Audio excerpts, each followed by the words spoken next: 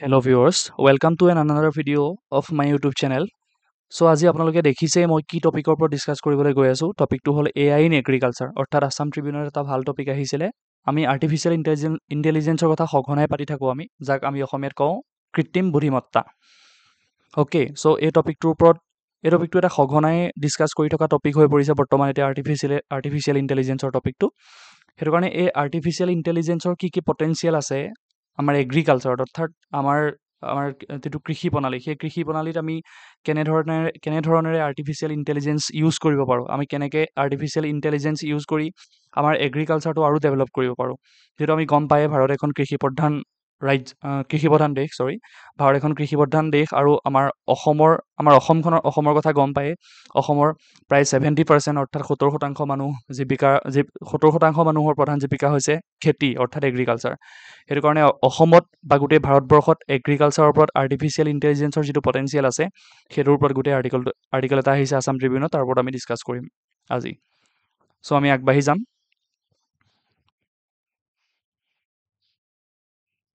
So আমি আৰ্টিকেলটোলৈ যাম আমি কালিৰ দৰে আগৰ টপিকটোৰ দৰে এটা কৈ বস্তু বুজি যাম লাইন বাই লাইন আৰু আমি অলপ স্পিড কৰিম আজি প্ৰত্যেকটো বস্তু লাইন বাই লাইনত বুজাতকৈ আমি ওভাৰঅল বস্তুটো বুজিবলৈ চাম আজি সো লিখিছে আৰ্টিকেলটোৰ নাম হ'ল use of artificial intelligence in agriculture sector অৰ্থাৎ আমাৰ এগ্ৰিকালচাৰ এই সেক্টৰটোত আৰ্টিফিশিয়াল ইন্টেলিজেন্সৰ ইউজ বা ব্যৱহাৰ কেনেকুৱা হ'ব পাৰে কোনে লিখিছে ৰাজীৱ লোচন ডেকা আৰু ভাৰবিনা বৰকাকতি বাইদেৱে লিখিছে আৰু আমি এটা পঢ়ি যাম So the story of artificial intelligence AI in India is a tale of opportunities, difficulties and quest for a future where every aspect of daily life from smart cities to rural farms is enriched with intelligent machines enabling accurate data collection, aggregation, analytics and powerful cognitive processes. So overall এই লাইনটোত কি কৈছে আমাৰ আৰ্টিফিশিয়াল ইন্টেলিজেন্সৰ যেটো বৰ্তমান potential আছে আৰু আৰ্টিফিশিয়াল ইন্টেলিজেন্সৰ use বা আমাৰ আৰ্টিফিশিয়াল ইন্টেলিজেন্সৰ যিখিনি অপৰচুনিটি আছে সুযোগ আছে সেইখিনি কথা ইয়াত ক'বলৈ চেষ্টা কৰা হৈছে প্ৰথম লাইনটোত বিভিন্ন সেক্টৰত ফ্ৰম স্মাৰ্ট সিটি আপোনালোকে স্মাৰ্ট সিটি আইডিয়াটো গম পায় স্মাৰ্ট সিটি যেটো কৈ থকা হৈছে স্মাৰ্ট সিটি মানে টেকনলজিক্যাল সিটি য'ত টেকনলজিৰ ইউজ থাকিব টেকনলজিৰ বৃহৎ পৰিমাণৰ টেকনলজিৰ ইউজ থাকিব সাইন্টিফিক হ'ব বস্তুবোৰ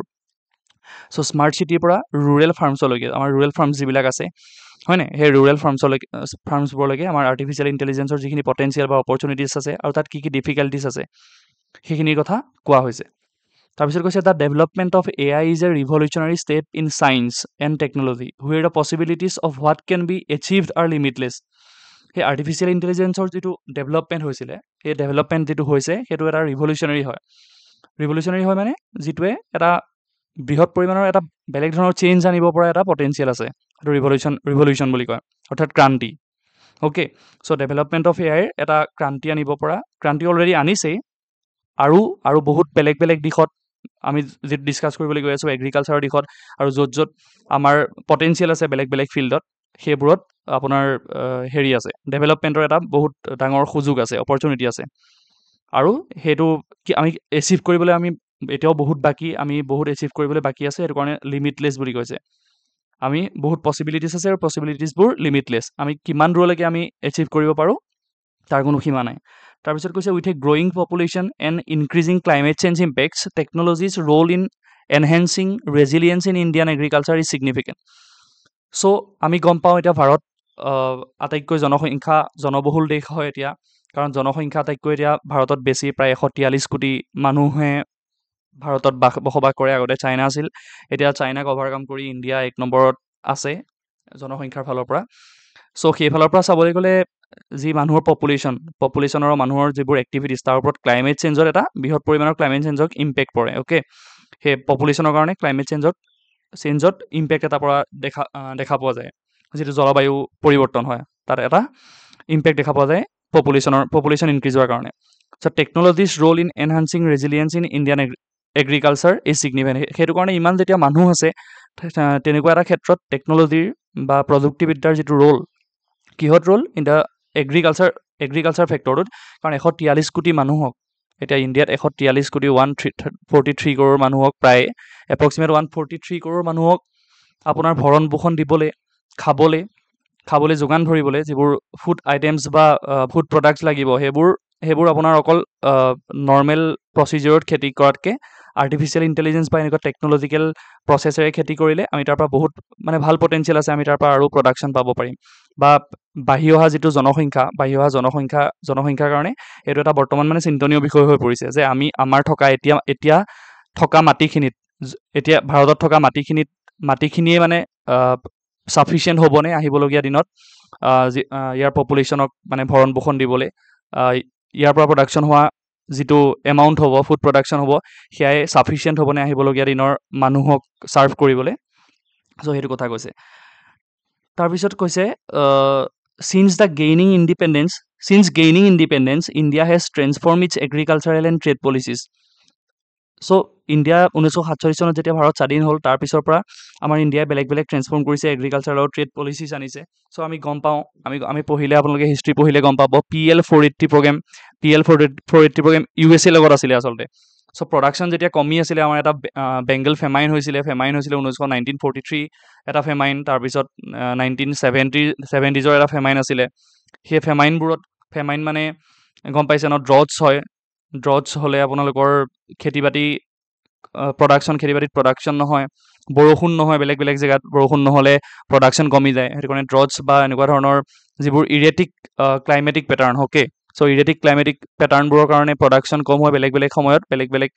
ফেমাইন হয়। চ' ফেমাইনবোৰত আপোনালোকৰ বহুত কেজুৱেলিটিছটো হয়েই,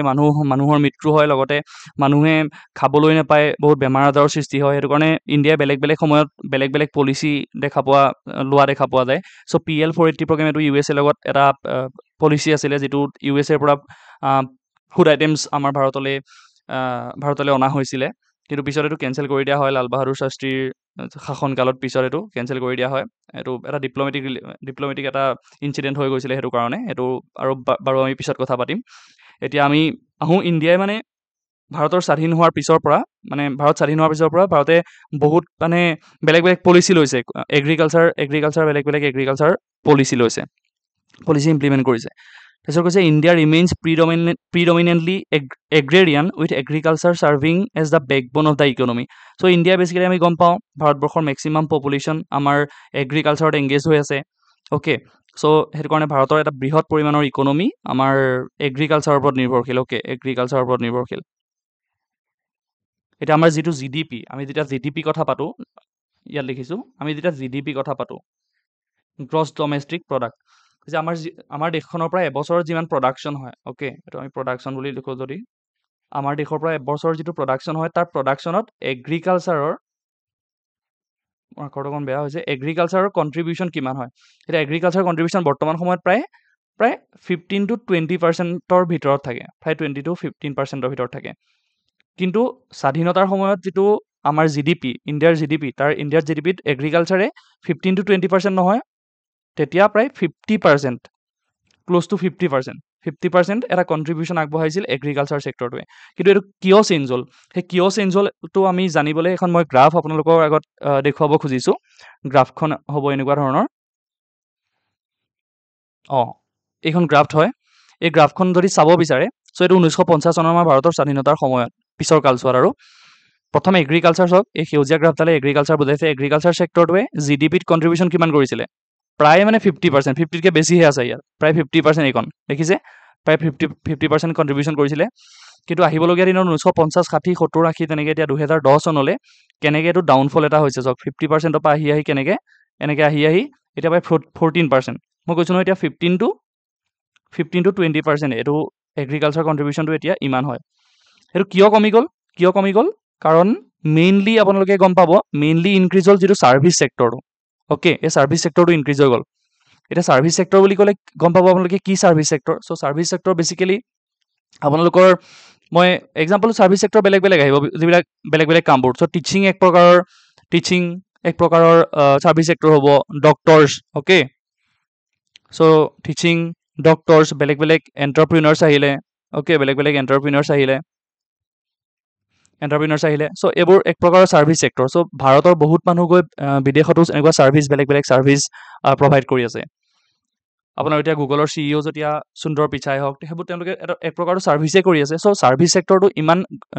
গ্ৰ' হ'ল মানে ইণ্ডিপেণ্ডেঞ্চৰ পিছত এতিয়া ছাৰ্ভিচ ছেক্টৰে বৰ্তমান 59% ক্ল'জ টু 59% অৰ এবভ 50%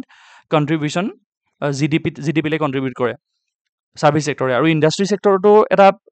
ছেক্টৰটো বাঢ়িছে তথাপি ইণ্ডাষ্ট্ৰি ছেক্টৰ এটা ছিগনিফিকেণ্ট ইনক্ৰিজ হোৱা নাই চ' 15% মান আছিলে তেতিয়া এতিয়া 27% দেখা পাইছে ইয়াত 27%। এইটো অলপ এইখন অকণমান আগৰ ডাটা হয় 2010 চনলৈকে দেখুৱাইছে আৰু এইখন অলপ ৰিচেণ্ট ডাটা হয় এইটো চেণ্ট্ৰেল ষ্টেটিষ্টিকেল অফিচ যোনে আমাৰ জিডিপি কেলকুলেট কৰে যিটো চেণ্ট্ৰেল ষ্টেটিষ্টিকেল অফিচ হয় তেওঁলোকে পাব্লিছ কৰা ডাটা হয় এইটো PIBৰ ডাটা হয় PIBৰ পৰা লৈছোঁ মই চ' ইয়াত আপোনালোকে ছেক্টৰ ৱাইজ চাব পাৰে এগ্ৰিকালচাৰ ফৰেষ্ট্ৰি ফিচিঙৰ 2015, 16, 17 আৰু 17-18 কণ্ট্ৰিবিউশ্যনবোৰ দেখুৱাইছে চ' লেটেষ্ট 17-18 বৰ্ষত যিটো কণ্ট্ৰিবিউশ্যন আছিলে এগ্ৰিকালচাৰ 17.1%। মইতো কৈছিলোঁ নহয় 15 to 20% ভিতৰত থাকে বুলি চ' এইটো 17 পৰা 18 বৰ্ষত আছিলে 17.1%। চ' ইণ্ডাষ্ট্ৰীৰ সেইটোত সময় আছিলে 29.1%। মই ইয়াত কৈছিলোঁ 27%ৰ ওচৰ পাজৰ থাকে 29% আছিলে আৰু ছাৰ্ভিচ ছেক্টৰৰ 53.9%। চ' 50% ওপৰত ছাৰ্ভিচ ছেক্টৰে অৱদান আগবঢ়ায় চ' এনেকৈ ইণ্ডিপেণ্ডেঞ্চৰ পাছত আপোনালোকৰ এগ্ৰিকালচাৰটো আচলতে এটা ডাউনফল হোৱা দেখা পাইছে কাৰণ ছাৰ্ভিচ ছেক্টৰটোৰ এটা বুম হৈছে যিটো ছাৰ্ভিচ ছেক্টৰৰ বুম হয় আৰু ইণ্ডাষ্ট্ৰীৰ ইমান ছিগনিফিকেণ্ট এটা বুম হোৱা নাই যদিও ইণ্ডাষ্ট্ৰি ছেক্টৰটো যিটো ধৰণে গতি কৰিছে আগবাঢ়িছে সেইটো কাৰণে ছাৰ্ভিচ ছেক্টৰটোৰ এটা ডাউনফল দেখা পোৱা গৈছে এতিয়া আমি আগবাঢ়োঁ পিছৰখিনিলৈ আমি এইখিনি পঢ়িলোঁ এতিয়া তাৰপিছত কৈছে population ensuring food security so' India's economy is expanding এটা fastest rate in the world এতিয়া আমি গম পাওঁ ভাৰত এতিয়া ফিফ্থ লাৰ্জেষ্ট ইকনমি হৈ আছে অ'কে চ' জিডিপিৰ ফালৰ পৰা ভাৰত এতিয়া ফিফ্থ লাৰ্জেষ্ট ইকনমি হৈ আছে তাৰপিছত আৰু ভাৰতৰ যিটো ইকনমি বুম হয় ইকনমি বুষ্টটো ভালকৈ হৈ আছে জিডিপিৰ ফালৰ পৰা চ' সেইকাৰণে ভাৰতৰ যিটো ৰেপিড গ্ৰ'থ সেইটো কথা কৈছে India's economy is expanding at a fastest rate বহুত ফাষ্টেষ্ট ৰেট হৈ আছে সকলোতকৈ ফাষ্টেষ্ট এতিয়া in the world so' with agriculture sector contributing more than global average of 4.3%। চৰি এতিয়া চাব এতিয়া আমাৰ ইণ্ডিয়াই ভাৰতে কি কৰে ভাৰতে এতিয়াও 15 পৰা 20% মানে 15 পৰা 20% এগ্ৰিকালচাৰে কণ্ট্ৰিবিউট কৰে জিডিপিলৈ কিন্তু আমি যদি চাওঁ global average okay so' global এভাৰেজটো 4.3%হে হয় 4.3% কিহৰ 4.3% এগ্ৰিকালচাৰে চ' গ্ল'বেল লেভেলত যিটো এগ্ৰিকালচাৰে চব মানে গোটেই ৱৰ্ল্ডৰ কাণ্ট্ৰিবিলাক চ' গোটেই ৱৰ্ল্ডৰ এখন এইবোৰ চব কাণ্ট্ৰিবিলাকে মিলাই চবৰে এগ্ৰিকালচাৰ মিলাই মানে 4.3%হে এগ্ৰিকালচাৰে কণ্ট্ৰিবিউট কৰে গ্ল'বেল জিডিপিলৈ গোটেই অভাৰঅল ৱৰ্ল্ডত যিমান প্ৰডাকশ্যন হয় চব প্ৰডাকশ্যন গুডছ এণ্ড ছাৰ্ভিচেছ আপোনালোকে জিডিপিৰ ডেফিনেশ্যনটো গম পায় আৰু জিডিপিৰ কনচেপ্টটো অভাৰঅল গোটেই ৱৰ্ল্ডত গুডছ এণ্ড ছাৰ্ভিচেছৰ যিমান প্ৰডাকশ্যন তাৰ যিটো মনিটাৰী ভেলু তাৰ সেই মনিটাৰী ভেলুৰ 4.3% আমাৰ আগবঢ়ায় এগ্ৰিকালচাৰ ছেক্টৰটোৱে অ'কে বহুত কম পৰিমাণৰ এটা এগ্ৰিকালচাৰ ছেক্টৰে আগবঢ়ায় আচলতে এইটো কমি মানে যিবিলাক ডেভেলপ কাণ্ট্ৰিবিলাকৰ আপোনাৰ এগ্ৰিকালচাৰ ছেক্টৰটোৱে বহুত কম কণ্ট্ৰিবিউট কৰে আচলতে আমাৰ 15 to 20% ইণ্ডিয়াই যথেষ্ট কৰে বুলিয়ে ক'ব পাৰি আৰু যিবিলাক লিষ্ট ডেভেলপিং কাণ্ট্ৰি আছে তেওঁলোকৰ যিটো ইকনমি মেইনলি তেওঁলোকৰ এগ্ৰিকালচাৰ বেছ হয় সেইটো কাৰণে ডেভেলপ কাণ্ট্ৰিবিলাকৰ এগ্ৰিকালচাৰ যিটো কণ্ট্ৰিবিউশ্যন সেইটো কম হয় আচলতে সেইটো কাৰণে অভাৰঅল এইটো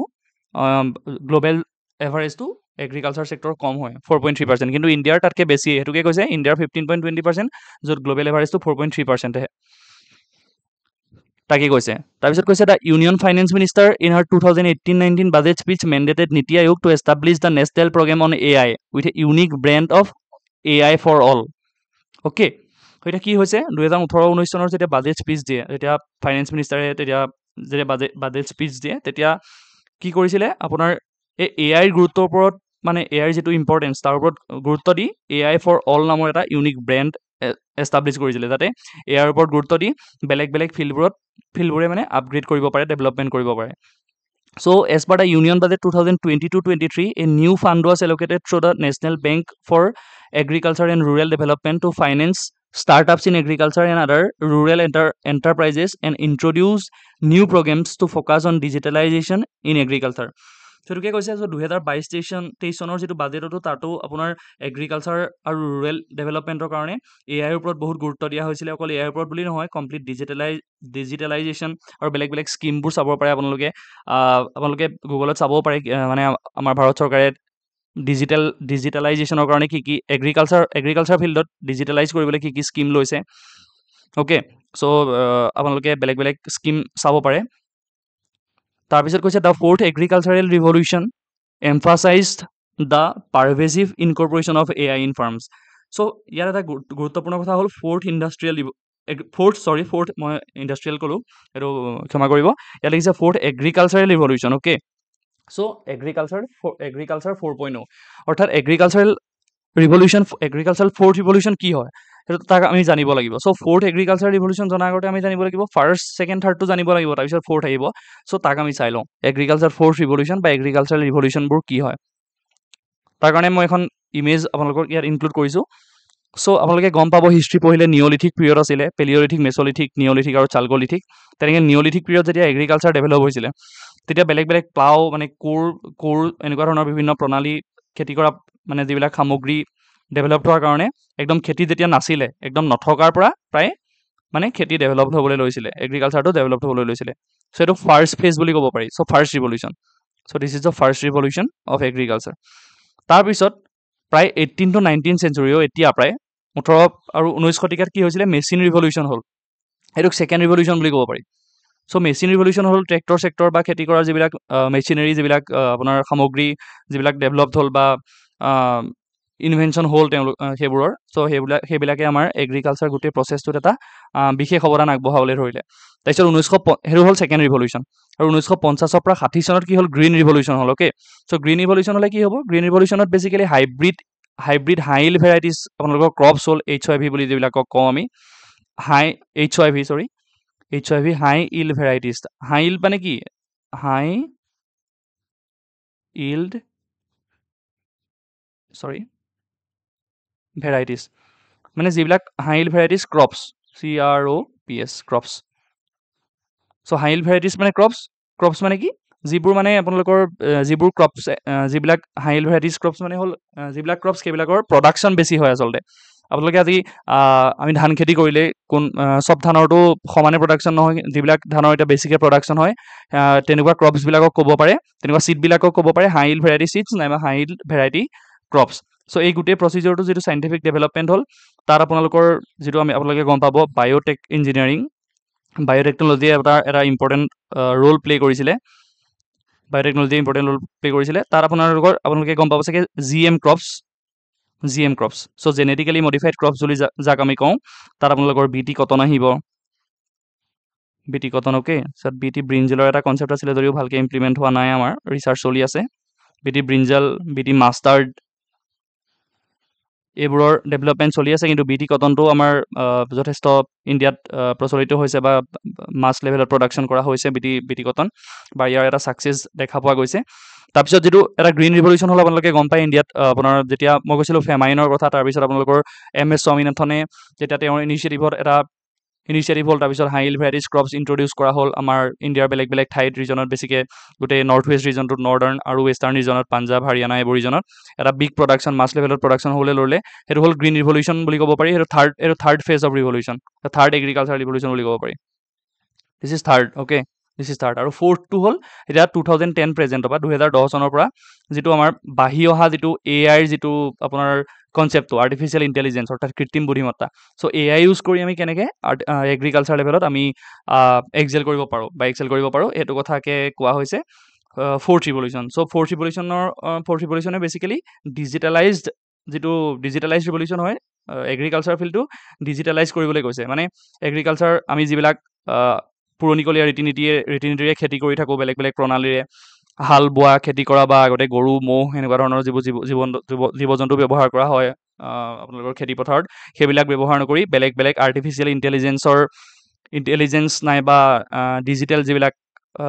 যিবিলাক টুলছ আছে, সেই ডিজিটেল টুলছবিলাক ইউজ কৰি আপোনালোকৰ খেতি কৰিলে আপোনালোকৰ তাত প্ৰডাকশ্যন বেছি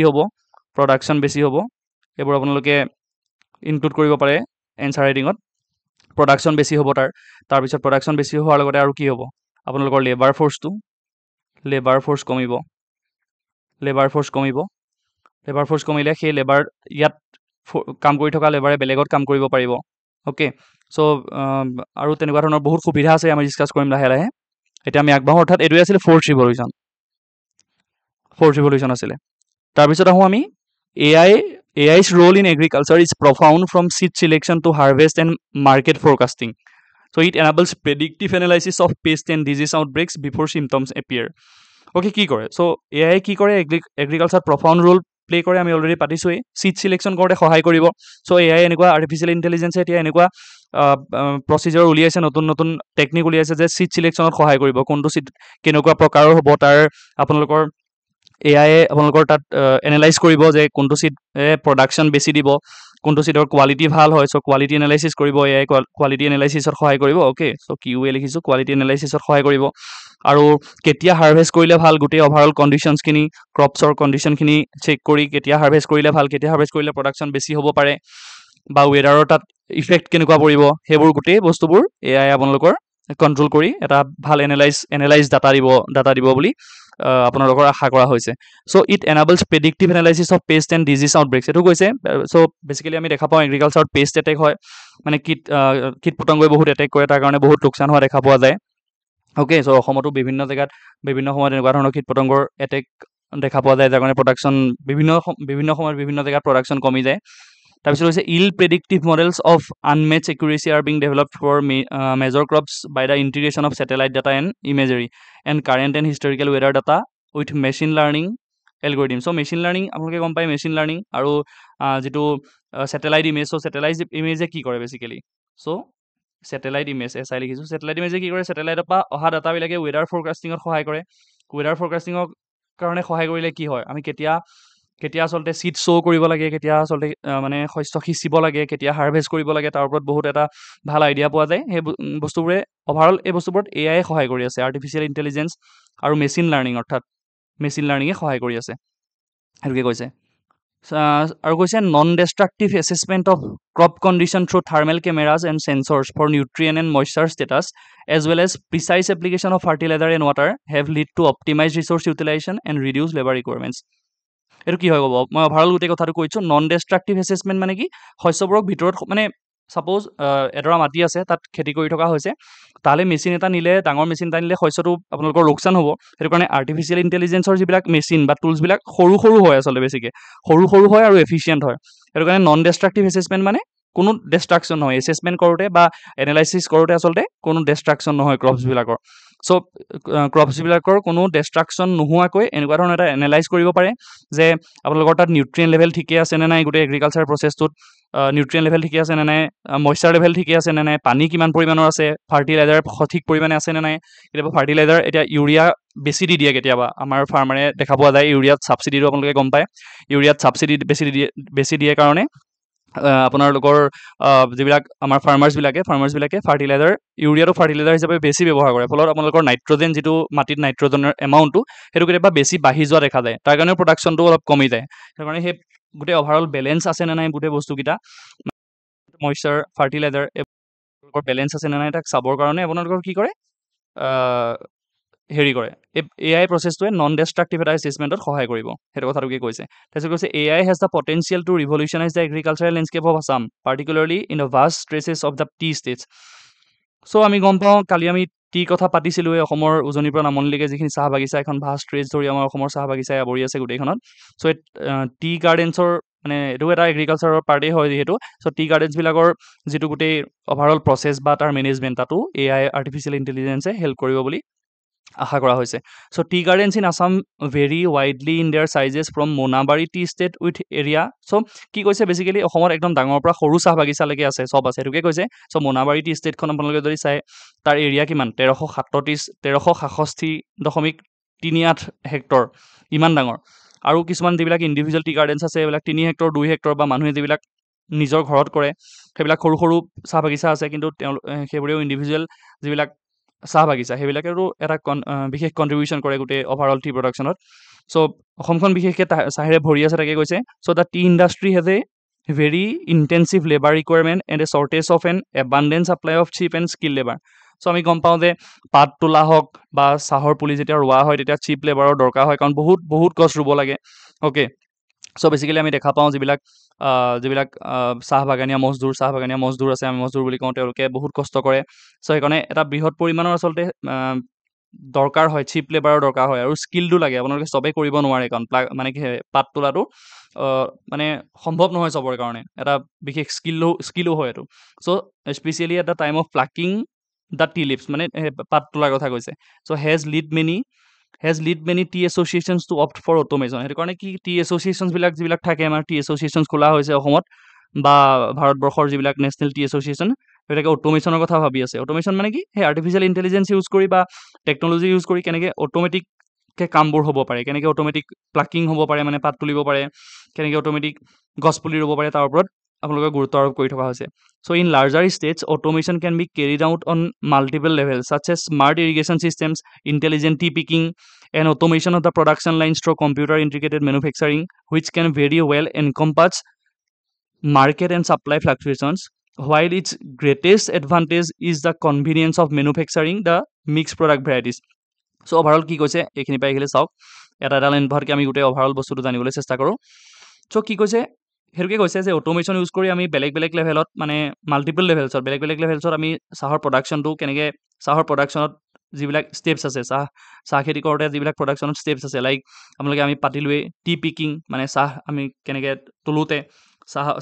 চাহপাত তোলোতে তাৰপিছত পাত তোলোতে বা ৰুওঁতে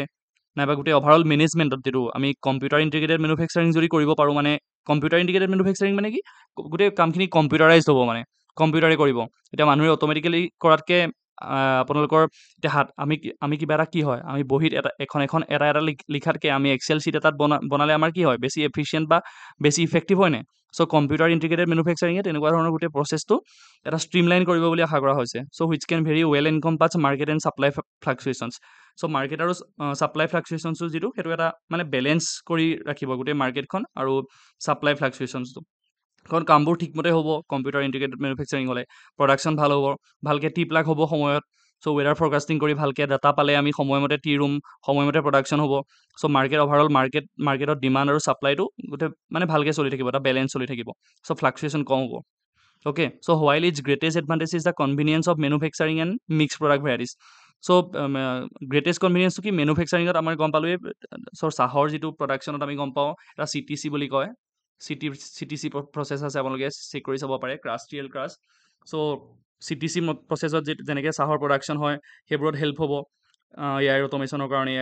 কাৰণে তাৰপিছত তাকে কৈছে চ' গোটেই অভাৰঅল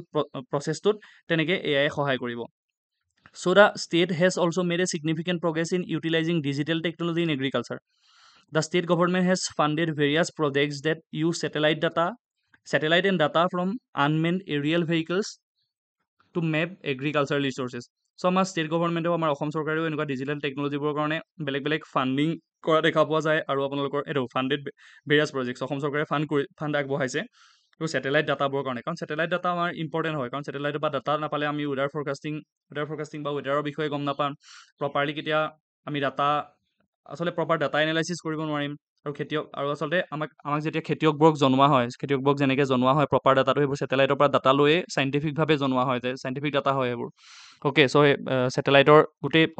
মানে অসম চৰকাৰে আৰু গোটেই ভাৰত চৰকাৰেও এই ছেটেলাইট ইমেজৰ ডাটা বা এআইৰ ওপৰত গুৰুত্ব দি আছে চ' অভাৰঅল গোটেই বস্তুটো এআই অট'মেশ্যন আৰু টেকনলজি ইউজৰ ওপৰত কথাই একেই কথাখিনিকে কৈ থকা হৈছে খালি বেলেগ এলিমেণ্টবোৰৰ বিষয়ে কৈ থকা হৈছে আপোনালোকে অট'মেশ্যনৰ কথা ক'লে আৰ্টিফিচিয়েল ইণ্টেলিজেঞ্চৰ কথা ক'লে ইয়াত ক'লে কম্পিউটাৰ ইণ্টিগ্ৰেটেড মেনুফেকচাৰিঙৰ কথা চ' এইবোৰৰ বিষয়ে ব্ৰডলি আমি ডিছকাছ কৰিবলৈ গ'লে এটা ডাঙৰ টপিক হ'ব চ' মেইনলি আমি টেকনলজিখিনিৰ কথা কৈ গৈছোঁ এইবোৰ আপোনালোকে মন কৰিব পাৰে আৰু কেনেকৈ মানে ইম্প্ৰুভ হ'ব পাৰে সেইখিনি আমি ডিছকাছ কৰিছোঁ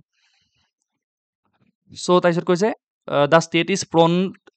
is prone to flooding due to its unique topography and long monsoon season okay so' আমি গম পাম অসমৰ যিটো লং মনচুন ছিজন কাৰণ আমাৰ অসমত প্ৰায় 12টা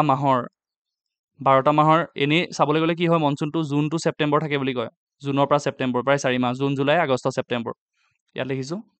জুন টু ছেপ্টেম্বৰ থাকে বুলি কয় কিন্তু আমাৰ অসমত বেছিকৈ থাকে 4 মাহ নহয় আমাৰ অসমত এইফালৰ পৰা জুনতকৈ আগবাঢ়ি প্ৰায় মাৰ্চ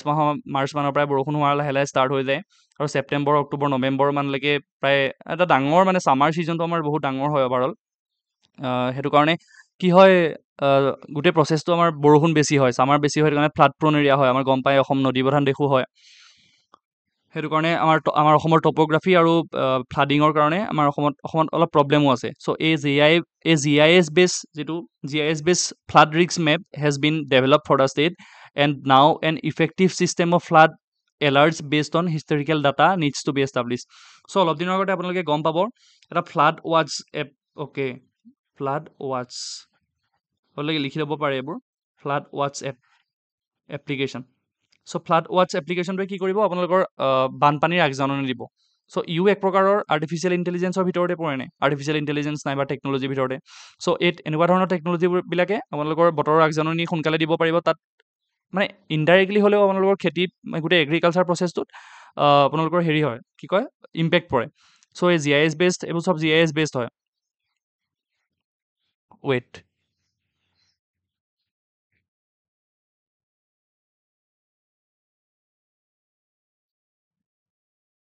চ' এই GISৰ কথা গম পালোঁ আমি। GIS হ'ল জিঅ'গ্ৰাফিক ইনফৰমেশ্যন ছিষ্টেম, অৰ্থাৎ যিটো আমাৰ ছেটেলাইট ইমেজ ইউজ কৰি আমাৰ গোটেই অভাৰঅল পৃথিৱীৰ বেলেগ বেলেগ টপ'গ্ৰাফীটো, অৰ্থাৎ পৃথিৱীখনৰ গোটেই বেলেগ বেলেগ জেগাবোৰৰ অৰ্থাৎ এনালাইজ কৰি বেলেগ বেলেগ জেগাবোৰৰ যিবিলাক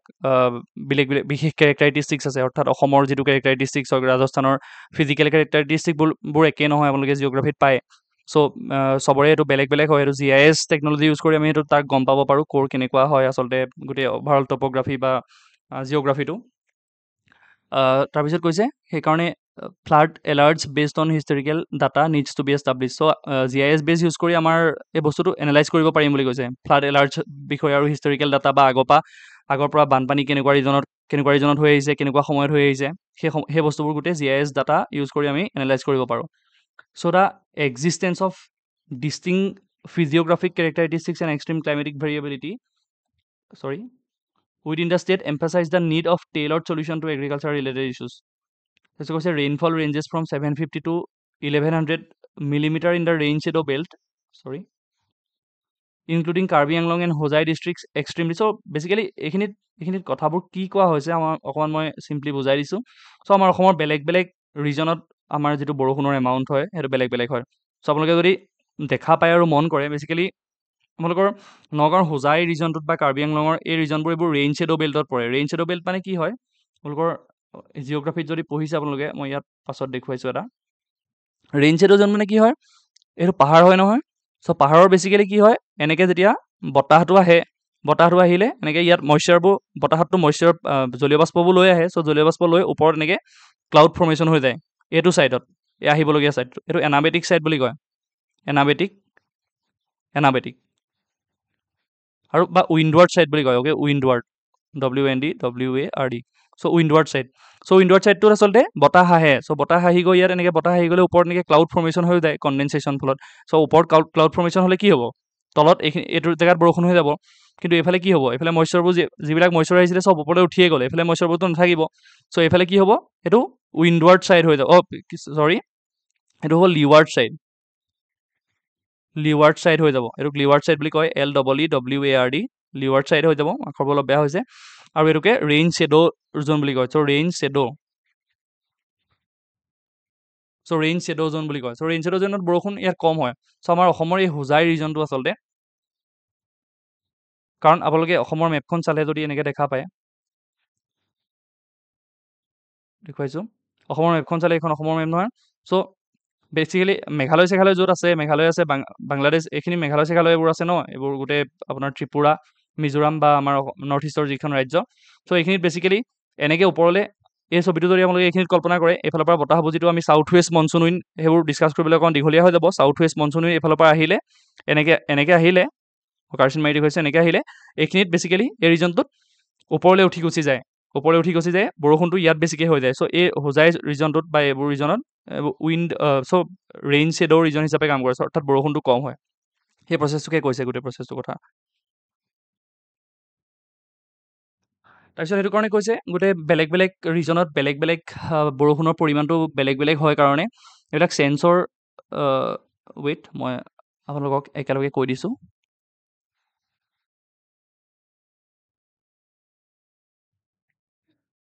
চ' ইয়াত বেচিকেলি কোৱা হৈছে যে অসমৰ বেলেগ বেলেগ ৰিজনত হোজাই ৰিজনটোত যদি চাওঁ 750 to 1100 মিলিমিটাৰ মানে কিমান 75 to 110 চেণ্টিমিটাৰ বৰষুণ হয় আৰু এই গোলাঘাটৰ এই আপাৰ আচামৰ এইবোৰ ৰিজনত প্ৰায় 3000 মিলিমিটাৰ মানে প্ৰায় 300 চেণ্টিমিটাৰ 250+ চেণ্টিমিটাৰ বৰষুণ হয় বহুত ইয়াত বৰষুণৰ মাত্ৰাটো বেছি সেইটো কাৰণে আচলতে বেলেগ বেলেগ ৰিজনৰ বেলেগ বেলেগ এনালাইচিছ কৰিব লাগে বেলেগ বেলেগ বতৰ যেতিয়া এনালাইচিছ কৰা হয় তাৰ জিঅ'গ্ৰাফি এনালাইজ কৰা হয় তেতিয়াহে এটা প্ৰপাৰ এনালাইচিছ কৰিব পৰা যায় অভাৰঅল এগ্ৰিকালচাৰৰ কাৰণে অ'কে চ' ছাপ'জ এই গোটেই ৰিজনটোত এই গোটেই ৰিজনটোত এইখিনিত বেলেগ এগ্ৰিকালচাৰ এইখিনিত বেলেগ ৱেডাৰ যদি হয় ক্লাইমেটিক জোন হয় এইখিনিত যদি বেলেগ এটা ক্লাইমেটিক জোন হয় এইখিনি ক্লাইমেটিক জোন বেলেগ হয় চ' গোটেইকেইখন ৰিজনত এগ্ৰিকালচাৰৰ প্ৰচেছ একেই হ'ব নোৱাৰে চবতে বেলেগ বেলেগ হ'ব লাগিব সেইটো কাৰণে চবৰে কাৰণে আচলতে বেলেগে বেলেগে কৰিব লাগে বেলেগ বেলেগে এনালাইজ কৰিব লাগে ইয়াৰ কাৰণে এনালাইচিছ বেলেগ হ'ব লাগে ইয়াৰ কাৰণে এনালাইচিছ বেলেগ হ'ব লাগে ইয়াৰ কাৰণে বেলেগ হ'ব লাগে যাতে সকলোৰে কাৰণে বেলেগ বেলেগ প্ৰচিডিউৰ ডেভেলপ কৰিব পৰা যায় মানে সেই ক্লাইমেট মানে ক্লাইমেটিক জোনটোৰ বেচিছত অ'কে সেইটো কথা কৈছে তাৰপিছত আৰু এই ডাটাবোৰ যিবিলাক এনালাইজ কৰা ডাটাবোৰ সেইবিলাক বেলেগ বেলেগ ষ্টেক হোল্ডাৰ্ছলৈ পঠাব লাগে মাল্টিপল ষ্টেক হোল্ডাৰ্ছলৈ যাতে প্ৰপাৰ ডিচিশ্যন মেকিং কৰিব পাৰে চ' এনেকুৱা ডাটাবোৰ পালেহে ছেটেলাইটৰ পৰা ছেটেলাইট ইমেজ বা ছেটেলাইটৰ যিবিলাক ডাটা সেই ডাটাবিলাক প্ৰপাৰলি এনালাইজ কৰিলেহে প্ৰপাৰ ডিচিশ্যন ল'ব পাৰিব বা প্ৰপাৰ পলিচি বনাব লাগিব প্ৰপাৰ এগ্ৰিকালচাৰ পলিচিছবিলাক যিবিলাক বনোৱা হয় সেইবিলাক বনাব পৰা যাব তেতিয়াহে আচলতে এফিচিয়েণ্ট হ'ব পলিচিবিলাক অ'কে তাত ইণ্টাৰনেট অফ থিংছে হেল্প কৰিব চ' কি কৈছে ইয়াত an advisory through the interconnection of smart devices called the Internet of Things, which further enhances the accomplishments of AI. চ' কি কৰিব চ' AI অলৰেডি গোটেই বস্তুখিনি AI জৰিয়তে হৈয়ে থাকিব যিটো ডাটা এনালাইচিছ হ'ব ছেটেলাইট ইমেজ আৰু ছেটেলাইট যিটো ডাটা প্ৰচেছিং সেইবোৰতো AI দ্বাৰাই হ'ব আৰু তাত ইণ্টাৰনেট অফ থিংছে বহুত হেল্প কৰিব চ' ইণ্টাৰনেট অফ থিংছ বুলি ক'লে কি বুজাওঁ চ' ইণ্টাৰনেট অফ থিংছ মানে হ'ল এটা কনষ্টেলেশ্যন হয় টেকন'লজিবিলাকৰ বেলেগ বেলেগ চ' এইখন ফটো চালে আপোনালোকে বুজি পাব ইণ্টাৰনেট অফ থিংছ কি হয় চ' কি দেখিছে ইয়াত ড্ৰ'ন দেখিছে ন ড্ৰ'ন দেখিছে তাৰপিছত বেলেগ বেলেগ আপোনালোকে কম্পিউটাৰ হ'ব পাৰে মানে বেলেগ বেলেগ যিবিলাক আপোনালোকৰ ডিজিটেল ডিভাইচ আছে অ'কে চ' ডিজিটেল এইটো এটা ডিভাইচ ছাপ'জ A B এইটো এটা ডিভাইচ C চ' এই ডিভাইচবোৰৰ মাজত কানেকশ্যন এই ডিভাইচবোৰৰ মাজত এনেকুৱা ধৰণৰ কানেকশ্যন যাতে প্ৰপাৰ ডাটা ইয়াক দিব পাৰে এনালাইজ কৰি ইয়াক দিব পাৰে চ' এটা অভাৰঅল চেইন এটা বনি থাকে মানে এটা ভাৰ্চুৱাছ চাইকেল এটা চাবলৈ গ'লে নট ভাৰ্চুৱাল চাইকেল বাট এটা চেইন এটা বনি থাকে এই ফটোখন চালেও গম পাব গোটেই এইটো গ্ল'বেলাইজেশ্যন কেনেকৈ আচলতে ইণ্টাৰনেট অফ থিংছে সহায় কৰি আছে অ'কে চ' ইয়াত নেটৱৰ্কে কেনেকৈ হেল্প কৰিছে ষ্টেণ্ডাৰ্ড ছেট কৰাত বিজনেছত ছিকিউৰিটিত ইন'ভেশ্যনত ডাটা এনালাইচিছত কনজিউমাৰ মানে গোটেই কনজিউমাৰিজিমত অ'কে চ' ইয়াত এগ্ৰিকালচাৰটো তেনেকৈ ইণ্টাৰনেট অফ থিংছে হেল্প কৰাৰ এটা ডাঙৰ পটেঞ্চিয়েল আছে চ' এখন ড্ৰ'ন দেখিছে আপোনালোকে ছইল ইৰ'জনত হেল্প কৰিব পাৰে তাত প্ৰপাৰ ডাটা এনালাইচিছ কৰিবলৈ স্মাৰ্ট ডাটা যিটো আমি পাম যিটো আপোনালোকৰ ছেটেলাইট ইমেজে আমাক দিব তাৰ প্ৰপাৰ এনালাইচিছ কৰিলে স্মাৰ্ট ডাটা কেনেকৈ এনালাইজ কৰিম ক্ৰপ ইল্ড এনালাইচিছ কৰিব পাৰিম অটো স্প্ৰেডিং কৰিব পাৰিম ওপৰৰ পৰা আমি আপোনালোকৰ সাৰবিলাক চ' আপোনালোকে অলপ দিন আগতে গম পালে এটা চেণ্ট্ৰেল গভৰ্ণমেণ্টৰ এটা স্কীম আছিলে নমো ড্ৰ'ন DD স্কীম অ'কে এই স্কীমটোৰ কথা পাইছে চাগে আপোনালোকে য'ত ছেল্ফ হেল্প গ্ৰুপবোৰক চ' মহিলা যিবিলাক ওমেন ছেল্ফ হেল্প গ্ৰুপবোৰক আপোনালোকে ড্ৰ'ন দিয়া হ'ব চ' ড্ৰ'ন দিলে কি হ'ব এই ড্ৰ'নবোৰ ইউজ কৰি তেওঁলোকে ওপৰৰ পৰা এখন ছাপ'জ এখন ড্ৰ'ন এই ড্ৰ'নবিলাক ইউজ কৰি তেওঁলোকে কি কৰিব পাৰিব ফাৰ্টিলাইজাৰ এখন এগ্ৰিকালচাৰ ফিল্ড চ' এগ্ৰিকালচাৰ ফিল্ডত তেওঁলোকে হেৰি কৰিব পাৰিব প্ৰপাৰলি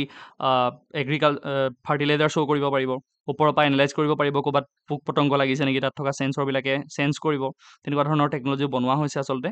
চ' এনেকুৱা ধৰণে আচলতে গভৰ্ণমেণ্টেও আচলতে ফ'কাছ কৰি আছে কেনেকৈ আমাৰ গোটেই অভাৰঅল AI আৰ্টিফিচিয়েল ইণ্টেলিজেঞ্চ আৰু ইণ্টাৰনেট অফ থিংছক কেনেকৈ এগ্ৰিকালচাৰত ব্যৱহাৰ কৰিব পাৰি আৰু প্ৰডাকশ্যনটো তাৰ বঢ়াব পাৰি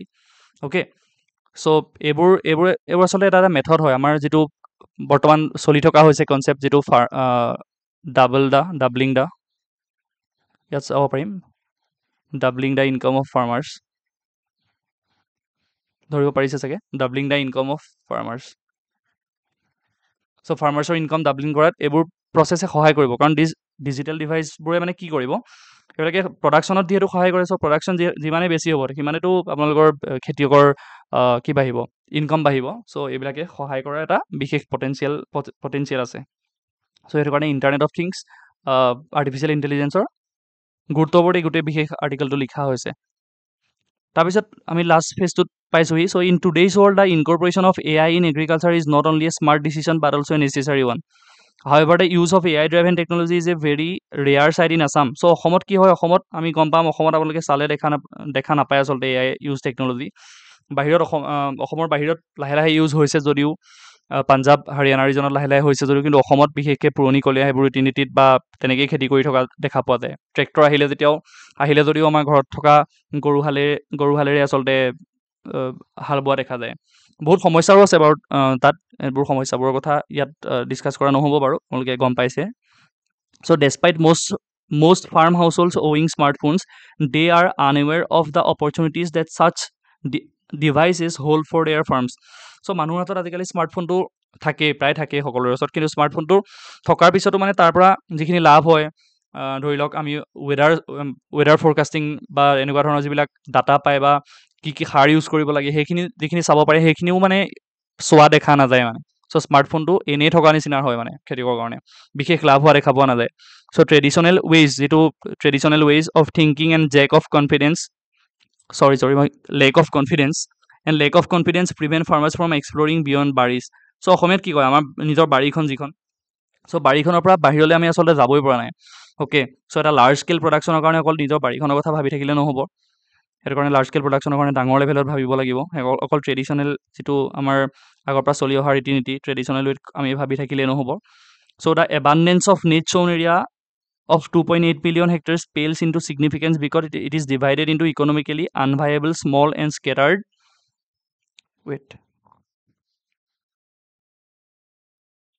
holdings. So কি হয়, বেচিকেলি অসমত খেতি কৰা জেগা আছে 2.8 মিলিয়ন হেক্টৰছ মাটি আছে, কিন্তু কি হয় সেইবোৰ প্ৰত্যেকে নিজে নিজে মানে ছিংগল খেতি কৰে। ধৰি লওক আমাৰ ঘৰত আছে মাটি 2 বিঘা, দুবিঘা, আপোনালোকৰ ঘৰত 2 বিঘা। চ' তেনেকৈ চবৰে ইণ্ডিভিজুৱেলকৈ খেতি কৰে। চ' বেচিকেলি দে আৰ স্কেটাৰ্ড হৈ আছে মানে মানুহৰ মাজত। Okay, so' making it difficult to run machinery or install smart system. So' suppose আমাৰ ঘৰত এতিয়া 2 বিঘা মাটি আছে, নাইবা তাতকৈও কম আছে। আমাৰ ঘৰত ধৰি লওক 3 কঠা বা 4 কঠা মাটি আছে। সেই 3 কঠা মাটিত মানে প্ৰপাৰলি এটা মেচিন ইনষ্টল কৰিবলৈ জেগাকণ চাফিচিয়েণ্ট নহয় আচলতে। সেইটো কাৰণে স্কেটাৰ্ড হৈ থকাৰ কাৰণে তেনেকুৱা ধৰণৰ ডিফিকাল্টিজ আহি পৰিছে। তাৰপিছত কৈছে the use of satellite images to measure and respond to inter and intra-field variability in crops at commercial farms becomes very difficult, and it cannot provide a high level of detail since very little on the ground information is available, such as field boundaries and farming practices. Okay, so এইটো আমি discuss কৰিম একেলগে, গোটেই প্ৰচেছটো অভাৰঅলকৈ বুজাই দিছোঁ কি ক'ব বিচাৰিছে ইয়াত আচলতে। চ' কি কৈছে গোটেই প্ৰচেছটো যে মানে প্ৰত্যেকৰে যিহেতু মাটিবিলাকৰ বেলেগ বেলেগ, সেইটো কাৰণে ইণ্টাৰ মানে এটাৰ মাজত, মানে ইণ্টাৰ মানে কি, ইণ্টাৰ মানে এইটো আৰু সেইটোৰ মাজত, দুটাৰ মাজত, আৰু ইণ্ট্ৰা মানে কি, এই নিজৰে মাজত। ছাপ'জ এইখন ফিল্ড এখন আছে, তাত বেলেগ বেলেগ ক্ৰপছ সিঁচি থোৱা আছে। সেই ক্ৰপছবোৰৰ মাজত নিজৰ মাজতে যদি বেলেগ বেলেগ ভেৰিয়েবিলিটি, মানে কেনেকুৱা ধৰণৰ এটাৰ লগত, মানে ইকণ মাটিৰ লগত সিকণ মাটি, বা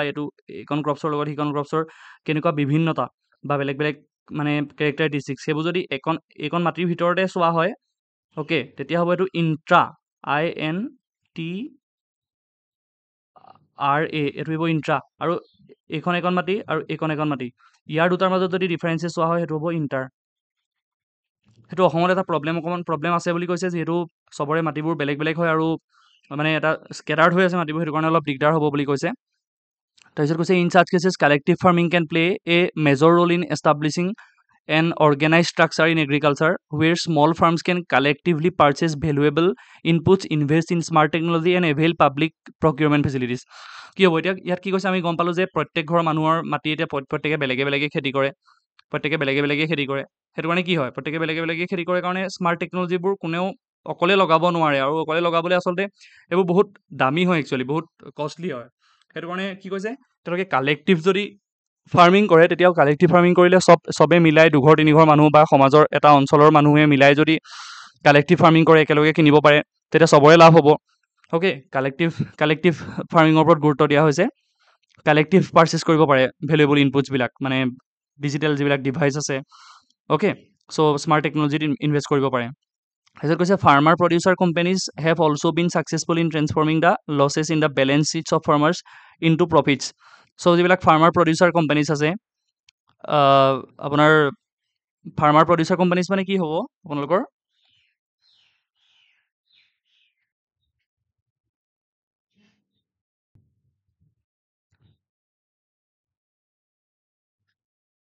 চ' কি হয় ফাৰ্মাৰ প্ৰডিউচাৰ কোম্পানীজবিলাক তেওঁলোকে কি কৰে তেওঁলোকে যিবিলাক ইনপুটছ ইউজ কৰে অ'কে চ' ফাৰ্মাৰবিলাকে যিবোৰ ইনপুটছ ইউজ কৰে টেকন'লজিকেল যিবিলাক বা ডিজিটেল ডিভাইচ লয় বা টেকন'লজিকেল ছাৰ্ভিচেছ ইউজ কৰে প্ৰচেছিং কৰে গোটেই মাৰ্কেট অভাৰঅল মাৰ্কেটিংখিনি কিবা প্ৰডাকশ্যন কৰিলে তাক কেনেকৈ মাৰ্কেটিং কৰিব অভাৰঅল বস্তুখিনি এই ফাৰ্মাৰ প্ৰডিউচাৰ কোম্পানীবিলাকে চাই FPO বুলি কয় আৰু কোঅপাৰেটিভ ছ'চাইটিৰ নিচিনাকৈ কাম কৰে আচলতে এক প্ৰকাৰ কোঅপাৰেটিভ ছ'চাইটি তাত ডাঙৰ লেভেলত হয় চৰকাৰে কোঅপাৰেটিভ ছ'চাইটিৰ উপৰিও ফাৰ্মাৰ প্ৰডিউচাৰ কোম্পানী যিটো ইন্ট্ৰডাকশ্যনৰ ওপৰত গুৰুত্ব দি আছে FPO বুলি কয় যাক so' have also' been successful in transforming the losses balance of farmers so' basically কেনেকৈ তেওঁলোকে সহায় কৰে তেওঁলোকে অভাৰঅল মাৰ্কেটিংটো ভাল কৰি দিয়ে মানে মাৰ্কেটিং প্ৰচেছটো আৰু তাতো AI যথেষ্ট পৰিমাণে হেল্প কৰে চ' ডেছপাইট several schemes and initiatives promoting technical interventions in farms and operational credit systems, training programs, awareness camps, and funds are either not reaching the targeted beneficiaries and not being used for the intended purposes. এতিয়া চৰকাৰে বহুতো বেলেগ বেলেগ scheme উলিয়ায় credit systems উলিয়ায় ফাণ্ডিংছ উলিয়ায় তাৰপিছত আপোনালোকৰ ছাবচিডি উলিয়ায় চব আচলতে চব স্কিমছ বা চব ছাবচিডি আচলতে প্ৰপাৰ বেনিফিচিয়াৰী গৈ নাপায়গৈ আচলতে অ'কে সেইটো কাৰণে স্কিমবিলাক ফেইল হোৱা দেখা যায় so' several programmes have a huge subsidy component which has largely reduce the beneficiaries productivity and competitiveness চব আচলতে কি হয় প্ৰডাকশ্যনৰ কাৰণে আচলতে কম্পিটিটিভনেছ এটা লাগে কিন্তু ছাবচিডি বেছিকৈ দিয়াৰ কাৰণে মানে খেতিয়কে আজিকালি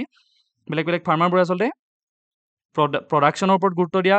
বিভিন্ন সময়ত প্ৰডাকশ্যনৰ ওপৰত গুৰুত্ব দিয়া কমি যায় আচলতে কম এটা কম্পিটিটিভনেছটো কমি যায় সেইটো কাৰণে প্ৰডাকশ্যনৰ ওপৰত কম গুৰুত্ব দিয়া দেখা যায়